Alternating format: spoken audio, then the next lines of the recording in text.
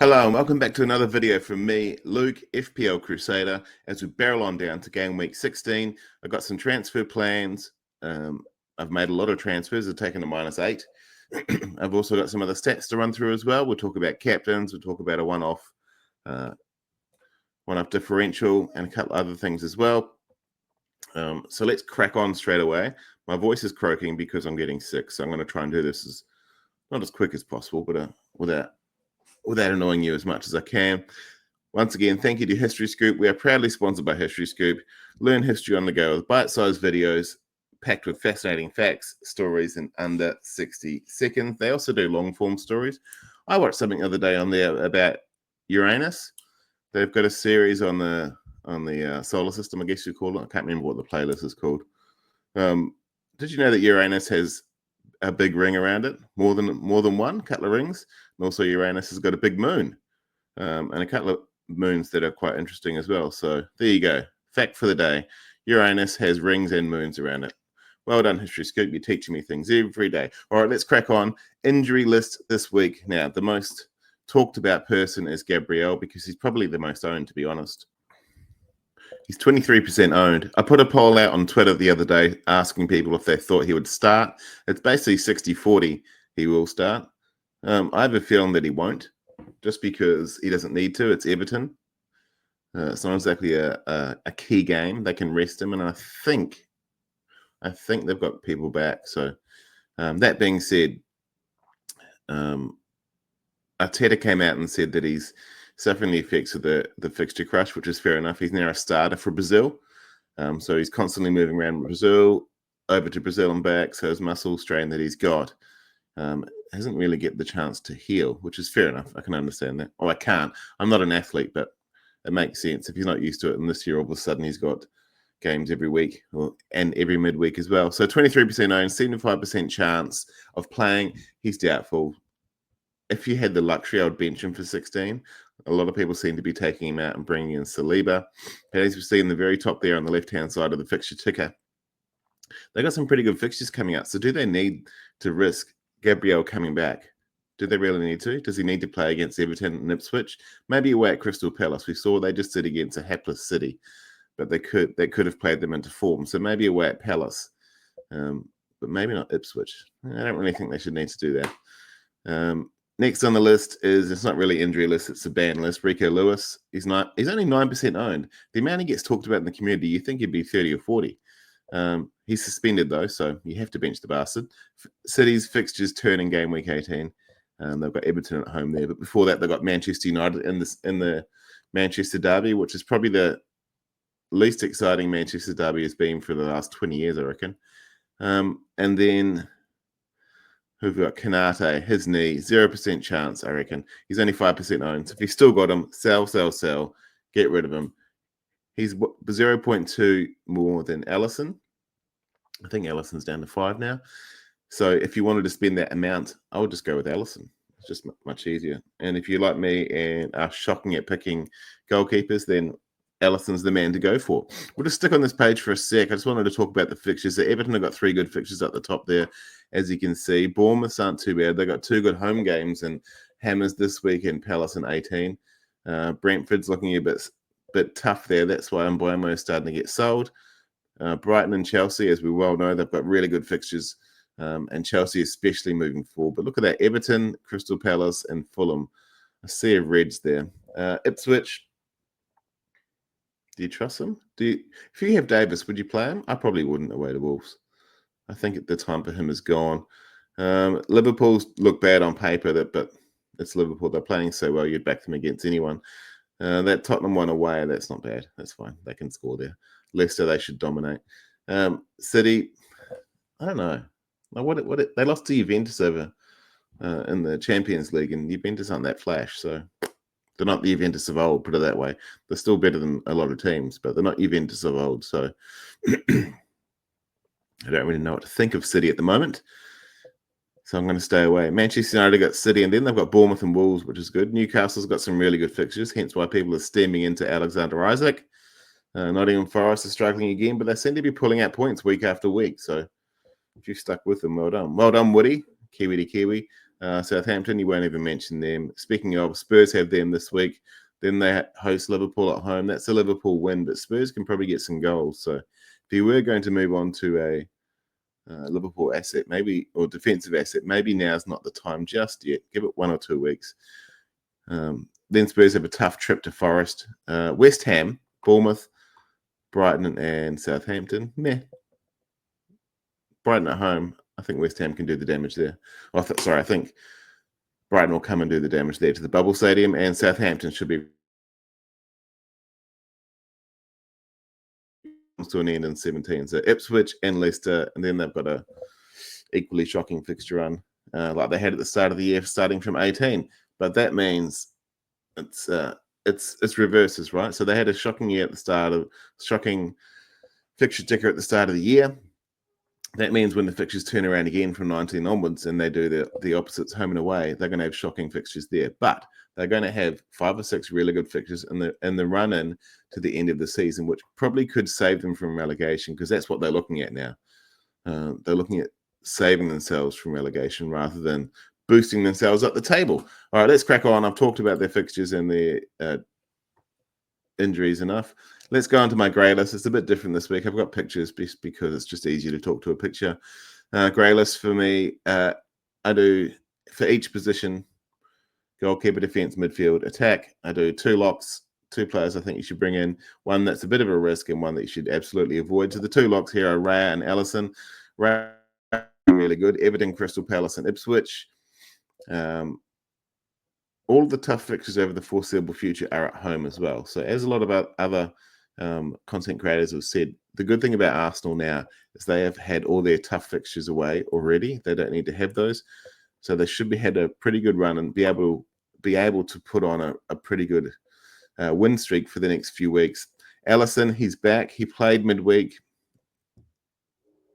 I don't think there's a lot of goalkeeper rotation between him and Kelleher. I don't think it's needed. So if he played midweek and he started in the Champions League, which they won, then he'll start each week. He's got the best defense in the league, and they've got 6 green fixtures in the next 9 games. So it's a bit of a no-brainer there. Robert Sanchez, he's the risk from Chelsea. They've got really good fixtures, 7 in a row. 4 of those are at home. But he's a rotation risk. We don't even know if he's the number 1. And if he is he going to make a stupid mistake? We're not entirely sure. Well, I'm not entirely convinced if Chelsea are going to keep clean sheets. So,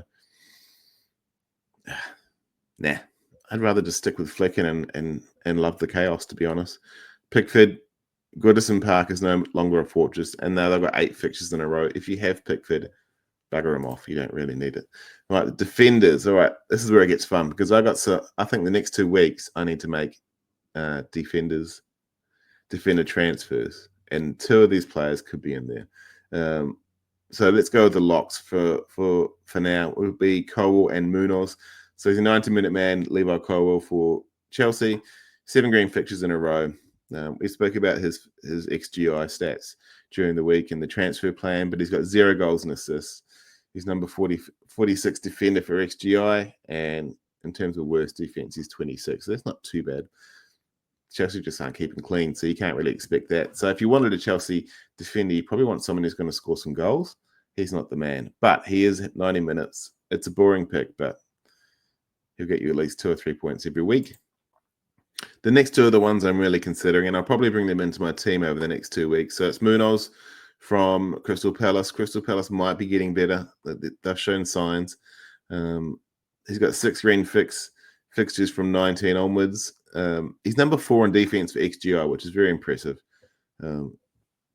Trent's obviously number 1 because just the way he attacks the ball, but to have this bloke as number 4, he was very popular at the start of the season, but then people got scared when Elise left, and there's rumors that Gahey was leaving as well. So I still think he looks pretty good. He's on 4 yellows. That's the only thing. That's the only thing that would stop me currently, is he's on 4 yellows. He does have 4 goals and assists, but I think you'd just risk it. If you have to bench him, that's fine, because he's only 4.7, and you should have a rotation there as well for a 4.7 defender. The next person who's a little bit of a risk is Milos Kerkez, Bournemouth. Their defense is getting better, but it's still not great. They've got 3 good home fixtures in the next 5. He's number 27 for defense in XGI, so not as good.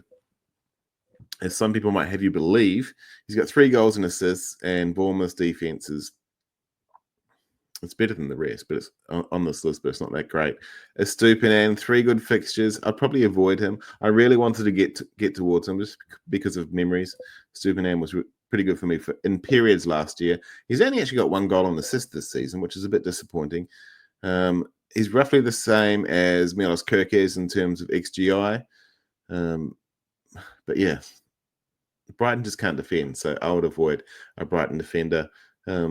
Slam into their attack, they're going to score, but they're also going to concede multiple. So the thing is with Estupiñán, even if he starts going on a run, I'll be wary that if his goals and assists would be offset by the amount of goals that Brighton concede. So for me, over the next 2 or 3 weeks, it's Kerkez and Munoz, and I might look to keep them long term and rotate a little bit. All right, midfielders, Enzo Fernandez. Everyone is steaming into him. He's got 7 green fixtures. His XG is number 50 for midfielders, not that great. His XA is much better. It's 24th in the league, which is interesting for someone who's 4.95 million. He's got 6 goals and assists, all in the last 5. So he's on a purple patch now. Will that continue? Who knows? But for a 5 million midfielder, you can probably just rotate, yeah? Yeah, rotate good with someone like Semenyo or a Rodgers or someone else in that price bracket. Even if you wanted to go to an Iwobi, that's looking really good. The next lock for me, for the next 3 at least, would be Kurumitoma, 8th worst defense. I have to say that about Brighton because they're a top 6 team currently, but they're the 8th worst defense, I should say. He's number 13 for mids in terms of XG, so very impressive. And number 18 for XA. He's got 6 goals and assists. He's a top 20 midfielder. He's flying a bit under the radar this season, I think, just because there's so much going on with the likes of Welbeck and Pedro and Rutter's getting in there as well. People are always talking about Minter and Adingra and everyone else that's in the Brighton team, but he's flying under the radar and he's just consistently doing his thing, and he's predominantly getting the most minutes as well. So if you can reach up to him, he's over 6, but he's probably good. Another one that people are talking about recently is Jarrod Bowen. He's got 3 good fixtures coming up. He's 23rd for XG. He's 4th for XA, which is very interesting. He's got 9 goals and assists, quietly just chipping away, making his tally look really good. 9 goals and assists. That's quite impressive. He's a risk because West Ham are so shite, but there's a potential that he could be playing in the middle. We'll see how that goes. And João Gomez, if like me, you were one of the, I think it's like less than 2% that brought João Gomez in for his good little run after he had 2 double-figure hauls in 3 game weeks. Bloke is now suspended. He's got 9 red fixtures coming out, so he can absolutely tail off. 82nd in XG, 105th in XA, 3 goals and assists across those 3 games. I just have to chalk this up as a fail, I think. And now that he's suspended, he's put me in a position where I need to take a hit to get him out. So we'll talk about that a little bit later. But João Gomez, you have betrayed my family. The strikers for Greylist, Jackson and Isaac are the 2 to go to. 7 green fixtures for Nicholas Jackson. He's got 80 FPL points. He's the number 3 forward in the league in terms of points. He's number 3 for XG at 7.07. He does have 4 yellows, and he's got 12 goals and assists. Why would you not go for him? Why would you get rid of him? Maybe just to free up funds to bring in Palmer, like someone did? Who knows? Alexander Isaac, the next 2 look really juicy, Leicester and Ipswich. He's got 69 FPL points. He's the number 8 forward, which is interesting considering in terms of points per price and forwards, he should be higher in theory. Wonder what it will look like after these next 2 games. He's got 5.6 XG, and he's number 9 forward there. 9 goals and assists. He just needs a bit better support, I think. And you can't get that mid-season. The teams need to start playing better. Speaking of risk, the continual disappointment this season. After the first 6 game weeks, he was really well. But since then, he hasn't done that good. Kai Havertz, Everton, Crystal Palace, and Ipswich in the next 3. He's got 59 FPL points. That's only number 13 out of forwards. Considering he's 8 million, that's not good enough, pal. At 5.8 XG, he's number 7th, which is okay, I guess. And he's got 7 goals and assists, but predominantly all of those happened in the first part of the season. First half of the season, I should say. And obviously, the person to avoid for the rest of your life is Dominic Calvert-Lewin. 8 red fixtures, 43 FPL points, 4.3 XG. Shocking. And 4 goals and assists. Just, if you've still got him, or if you had him for this Everton run, it's time to go. Thank you very much, Dominic. We'll see you later.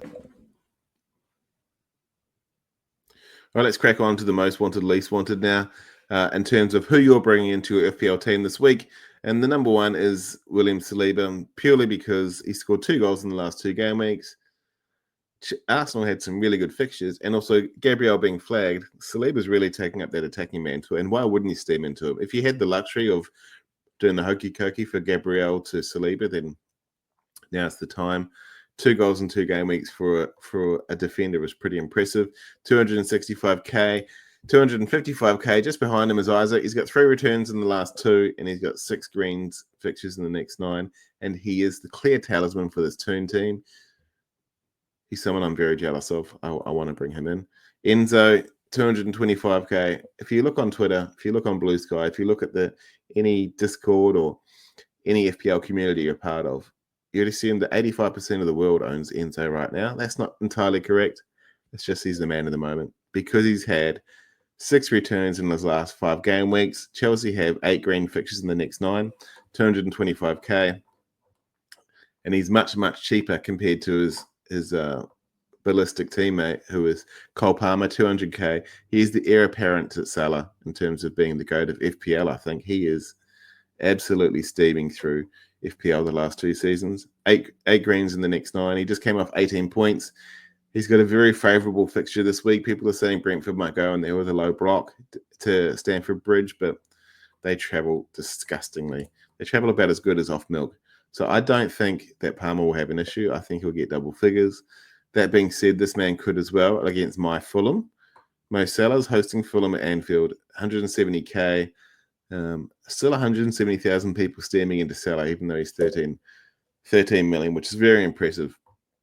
What more do you need to say about this bloke? He's the GOAT, he's a baller, he's a hauler, he's been rested. Look out, Fulham. One of the things that I would be wary of is that Fulham have our top 2 defenders are out. So Joachim Andersen is injured and Bassi is suspended with 5 yellows. So we're going to have Diop and maybe Cuenca, who I thought was injured as well. So I'm not really sure what's going to happen there. We might have to put Kenny Tete in the middle there. And then Timmy Castagne will have to play on the side. Or maybe Sander Berge can sit in the middle with Issa Diop. I'm not really sure how it's going to happen. But we'll see what goes. Maybe Anderson might come back, but I haven't heard any good news about Anderson. So that being said, is it a Salah game to win, or they're going to bust through the middle? Could it be like Gakpo, who's in good form, and also Alexis McAllister? He loves scoring against Fulham. He quite often scores worldies from outside the box. And it could be a Dominic Szoboszlai game as well. So watch this space. They should have fun. It's not going to be a pretty day for Fulham, I don't think. We should get a goal, but I don't think we'll stop too many goals.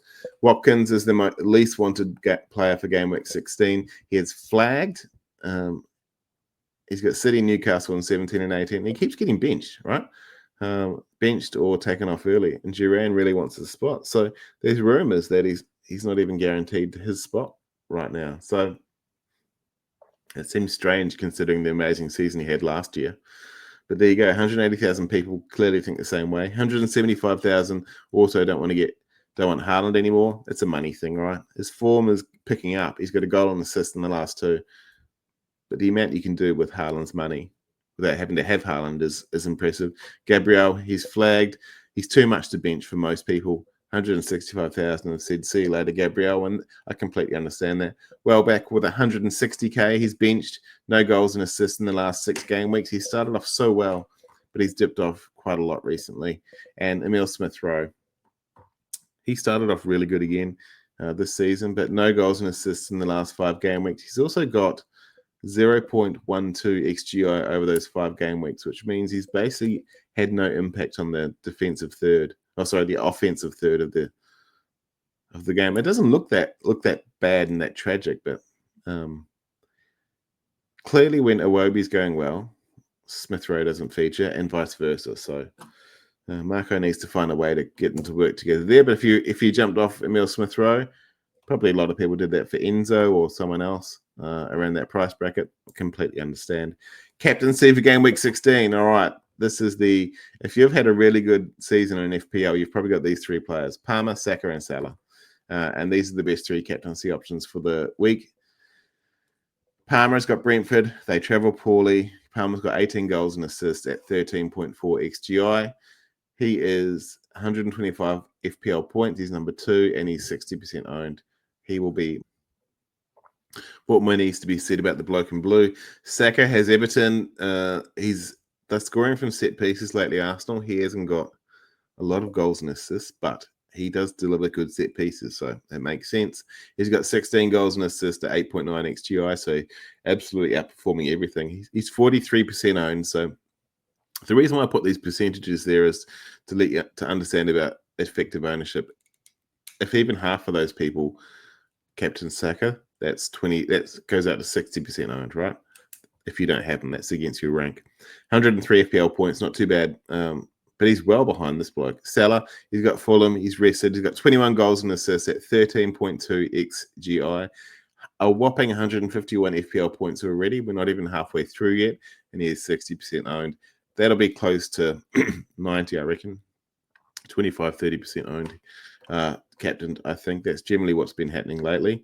And I'd expect Palmer to be up to 15, 16%. A lot of people still perma captain Haaland if they've got him, just because he's the most expensive asset, and that's completely fine to do that. But for me, this week it's between these 3, and I'm probably going to go Palmer myself.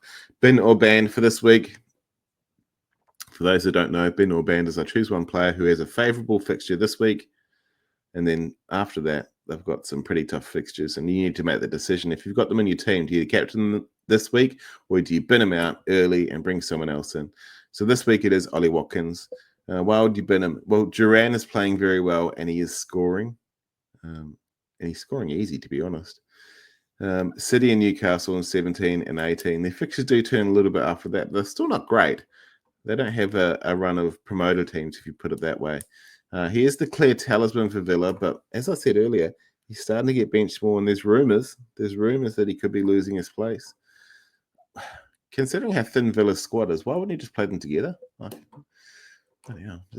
You've got 2 guns, but you always keeping one in the holster. It just doesn't make sense to me. Maybe they don't have the personnel around to protect them. I'm just not sure. He is in good form, and he's rested, obviously. He's got 10 goals and assists at 9.5 XGI. So he's outperforming his XGI, but not by the lengths that other people are. Bin or ban Ollie Watkins. If I had him, I don't know what I'd do. I'd probably sell him, bring in Isaac, because I just want Isaac. But that's just me. Diamond Differential for the week, Anthony Gordon. He's only 8.6% owned. Which is very interesting, considering he's the number 2 attacking threat in a very good Newcastle team. He's got 3 goals, 2 assists at 7.2 XGI, so he's dramatically underperforming his XGI. That has to change. That will change, because he's too good a player not to make that change. He does have 2 returns in the last 2 starts. That's not 2 games, but it is the last 2 starts. And this week he's at home to Leicester, who travel, as I said, about as good as Brentford. Expired milk.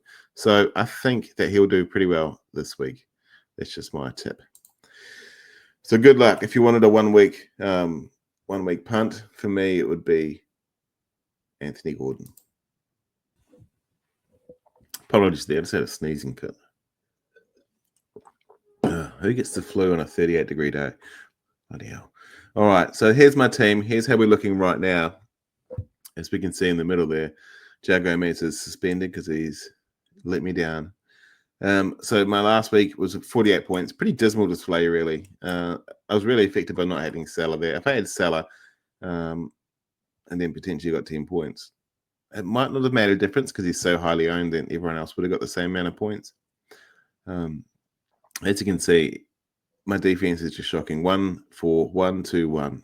It's really bad. And Gomez got the 1. Evan Nielsen and Nick Jackson only got 2 points as well. Luckily, I had Haaland as the vice captain. That did okay.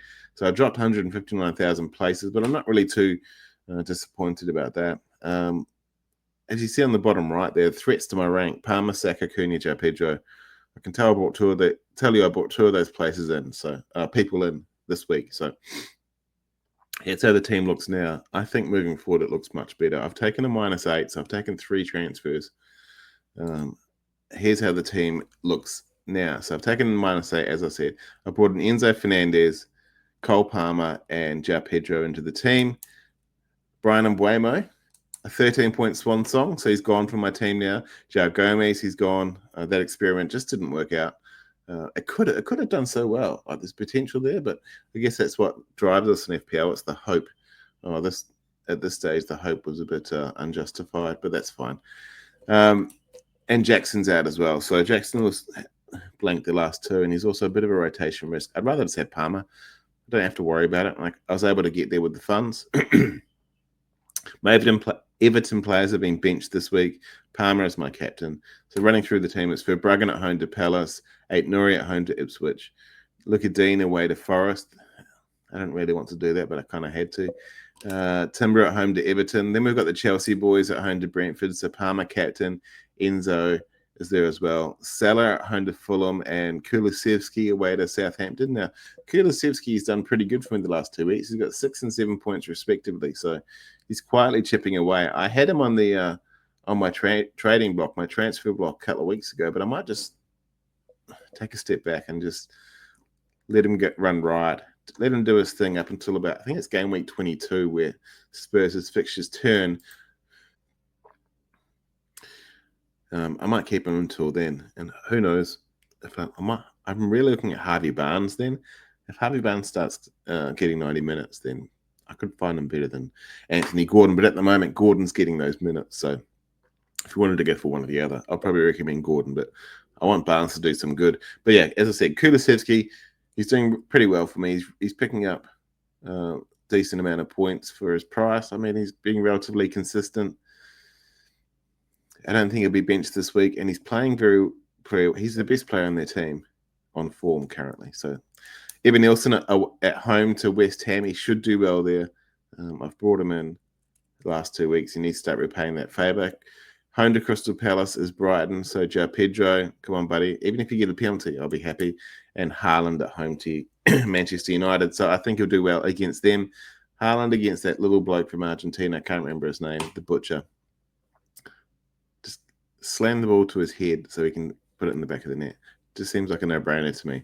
Go back to basics, City. That way, me keeping Haaland this whole time will hopefully pat myself on the back.